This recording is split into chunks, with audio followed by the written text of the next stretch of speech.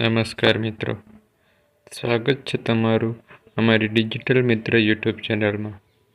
મિત્રો, ગુજરાત ગૌણ સેવા પસંદગી મંડળ ગાંધીનગર દ્વારા CCEની ભરતી છે જે જાહેર કરી દેવામાં આવી છે, જેનું વિગતવાર નોટિફિકેશન જાહેર થઈ ચૂક્યું છે.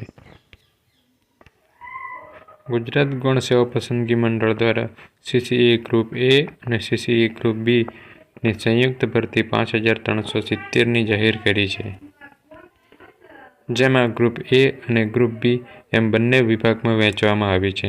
તો મિત્રો, આજે એની વાત કરીએ તો સમાજ કલ્યાણ નિરીક્ષક માટે 125 જગ્યા, કાર્યાલય અધિક્ષક માટે 3 જગ્યા, કલેક્ટર કચેરીના ક્લાર્ક માટે 1600 જગ્યાઓ, હેડ ક્લાર્ક માટે 134 જગ્યાઓ અને સિનિયર ક્લાર્ક માટે 503 જગ્યા, એમ ટોટલ 2365 જગ્યાઓ માટે ભરતી જાહેરાત કરવામાં આવી છે.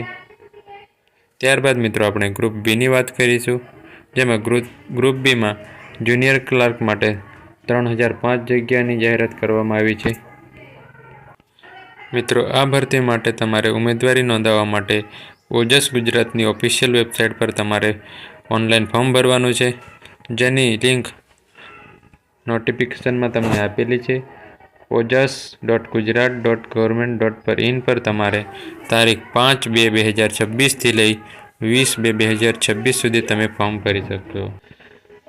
ત્યારબાદ અહીંયા નીચે તમને ભરતી પ્રક્રિયા સંબંધિત તમામ સૂચનાઓ ભરતી મંડળની જે ઓફિશિયલ વેબસાઇટ છે ગુજરાત ગૌણ સેવા પસંદગી મંડળની, જેના પર તમને આપવામાં આવશે, તે પણ અહીંયા તમને નોટિફિકેશનમાં આપેલી છે. વય મર્યાદાની વાત કરીએ તો તારીખ 20/2/2026ના રોજ ઉમેદવારની ઉંમર 20 વર્ષથી ઓછી નહીં અને 35 વર્ષથી વધુ ન હોવી જોઈએ. ત્યારબાદ મિત્રો, વય મર્યાદામાં છૂટછાટ આપેલી છે. જે લોકો અનામત કેટેગરીમાં હોય તે ST, SC, OBC અને દિવ્યાંગ માટે તમને અહીંયા છૂટછાટ આપવામાં આવી છે. જેમાં આપણે પહેલાં જોઈએ તો સામાન્ય કેટેગરીની મહિલા ઉમેદવારોને 5 વર્ષ એટલે 35 + 5 એટલે 40 વર્ષ, અનામત કેટેગરીના પુરુષ ઉમેદવારોને 5 વર્ષ, ત્યાં પણ 40 વર્ષની મર્યાદા મહત્તમ છે, અને અનામત કેટેગરીની મહિલા ઉમેદવારોને 5 + 5 10 એટલે કે 45 વર્ષ માટે છૂટછાટ આપવામાં આવેલી છે. ત્યાર પછી આપણે પગાર ધોરણની વાત કરીએ તો પ્રથમ 5 વર્ષ સુધી મળનાર ફિક્સ પગાર જે છે એ હેડ ક્લાર્ક માટે 40,800, સિનિયર ક્લાર્ક માટે 26,000, કલેક્ટર કચેરીના ક્લાર્ક માટે 26,000, જુનિયર ક્લાર્ક માટે 26,000 અને કાર્યાલય અધિક્ષક માટે 49,600 અને સમાજ કલ્યાણ નિરીક્ષક માટે 40,800. એના પછી આપણે શૈક્ષણિક લાયકાતની વાત કરીએ તો જે લોકોનું ગ્રેજ્યુએશન પૂર્ણ થઈ ગયેલું છે, સ્નાતકની પદવી મેળવી લીધી છે, તે લોકો આ CCE ભરતીમાં ફોર્મ ભરી શકશે. ત્યાર પછી આપણે અનુસૂચિત જાતિ, અનુસૂચિત જનજાતિ, સામાજિક અને શૈક્ષણિક પછાત વર્ગ અને આર્થિક રીતે નબળા વર્ગોના માટેના ઉમેદવારો માટે સામાન્ય સૂચનાઓ આપવામાં આવેલી છે. જેમાં સામાજિક અને શૈક્ષણિક રીતે પછાત વર્ગના ઉમેદવારો એટલે કે SC, BC, OBC વર્ગના જે વિદ્યાર્થીઓ છે તેમનું પ્રમાણપત્રની તારીખ 1/4/2023થી અરજી સ્વીકારવાની છેલ્લી તારીખ 20/3/2026 સુધી મેળવેલું હોય તેવું પ્રમાણપત્ર રજૂ કરવાનું રહેશે. ત્યાર પછી આપણે આર્થિક રીતે નબળા વર્ગના જે ઉમેદવારો છે એમના માટે પણ તારીખ પ્રમાણપત્રની જે છે 21/2/2023થી લઈને 20/2/2026 સુધીમાં મેળવેલું પ્રમાણપત્ર રજૂ કરવાનું રહેશે. તેના પછી આપણે પરીક્ષા ફીની વાત કરીએ, જેમાં ગ્રુપ A અને ગ્રુપ B બંને માટે અહીંયા પરીક્ષા ફી જે દર્શાવવામાં આવેલી છે, જેમાં બિન અનામત વર્ગ એટલે કે જે જનરલ ઓપનમાં જે ભરવા માંગતા હોય તેમને પ્રાથમિક પરીક્ષાની ફી છે જે 500 રૂપિયા છે, અને અનામત વર્ગ માટે ST, SC, OBC અને દિવ્યાંગ લોકો અને એક્સ સર્વિસમેન ઉમેદવારો માટે 400 રૂપિયા ફીની જોગવાઈ કરવામાં આવેલી છે. અને આ પરીક્ષા ફી જો પરીક્ષામાં ઉપસ્થિત રહેનાર ઉમેદવારોને પરીક્ષા ફી પરત મળવાપાત્ર રહેશે. પરીક્ષા ફી ભરવાની છેલ્લી તારીખ બાદ ફી ભરવા માટેની લિંક આપોઆપ બંધ થઈ જશે. ત્યારબાદ મંડળ દ્વારા કોઈપણ સંજોગોમાં અન્ય કોઈપણ રીતે પરીક્ષા ફી સ્વીકારવામાં આવશે નહીં, એવી નોંધ અહીંયા દર્શાવવામાં આવેલી છે. અને ઉમેદવારોએ ફી રસીદની પ્રિન્ટ અથવા ઈ રસીદ ફરજિયાતપણે મેળવી સાચવી લેવાની રહેશે.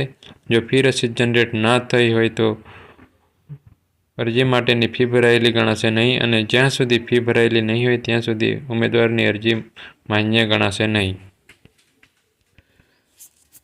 ત્યારબાદ આપણે પરીક્ષા પદ્ધતિની વાત કરીએ તો પ્રાથમિક પરીક્ષા ગ્રુપ એ અને ગ્રુપ બી માટે સંયુક્ત પરીક્ષા રહેશે, જે CBRT પદ્ધતિથી લેવામાં આવશે. જેમાં સિલેબસની વાત કરીએ તો ઇંગ્લિશ 15 માર્ક્સનું છે, Gujarati 15 marks, GK 30 marks, quantitative aptitude 30 marks અને રિઝનિંગ 60 માર્ક્સ, એમ કુલ મળીને 150 માર્ક્સનું પેપર લેવામાં આવશે મિત્રો. ત્યારબાદ મિત્રો તબક્કો 2 મુખ્ય પરીક્ષાની વાત કરીએ તો ગ્રુપ એ માટે તમારે લેખિત વર્ણનાત્મક પરીક્ષા આપવાની રહેશે, જ્યારે ગ્રુપ બી માટે MCQ પ્રકારના પ્રશ્નો ધરાવતી પદ્ધતિથી લેવામાં આવશે, જેની વિગતવાર તમારે નોંધ લેવી. જેના પછી લઘુત્તમ લાયકી ધોરણ માટે ન્યૂનતમ તમારે મિનિમમ ક્વોલિફાઇંગ સ્ટાન્ડર્ડ જે રાખવામાં આવ્યું છે, જે 40% માર્ક્સ નિયત રાખવામાં આવેલા છે. તો મિત્રો પરીક્ષામાં તમારે 40% માર્ક્સ તો ફરજિયાત લાવવા જ પડશે, કારણ કે 40% માર્કે ક્વોલિફાય કરવામાં આવશે. જે ઉમેદવારો પ્રાથમિક પરીક્ષા પાસ કરીને મુખ્ય પરીક્ષા આપવાની છે, જેમાં ગ્રુપ એ માટે તમારે અહીંયા સિલેબસ આપેલો છે, જેમાં 3 પેપર હશે: ગુજરાતી, ઇંગ્લિશ, જનરલ સ્ટડીઝ, જેમાં ત્રણેય માટે 3 કલાકનો સમય આપેલો છે અને 350 માર્ક્સનું પેપર રહેશે. ત્યારબાદ ગ્રુપ બી માટે જે MCQ બેઝ એક્ઝામ લેવાશે, જેનો પણ સિલેબસ અહીંયા આપી દીધેલો છે તમને મિત્રો. એમાં 200 માર્ક્સનો પેપર રહેશે અને 2 કલાકનો ટાઈમ રહેશે, જેમાં બંધારણ છે 20 માર્ક્સનું, economy 20 marks, public administration 20 marks, પછી ડિસિપ્લિન અને ethics 10 marks, information on various government scheme માટે 30 marks, current affair 30 marks, history and geography 20 marks, culture and heritage 10 marks, Gujarati અને ઇંગ્લિશ 20 માર્ક્સ અને સાયન્સ, એન્વાયરમેન્ટ એન્ડ ICT માટે 20 marks, એમ કરીને total 200 માર્ક્સનું paper હશે મિત્રો. ત્યારબાદ અહીંયા મિત્રો તમને મુખ્ય પરીક્ષાના જે ઇંગ્લિશ અને ગુજરાતીના જે પેપર છે એમનો ડિટેલમાં પણ સિલેબસ અહીંયા તમને આપેલો છે મિત્રો.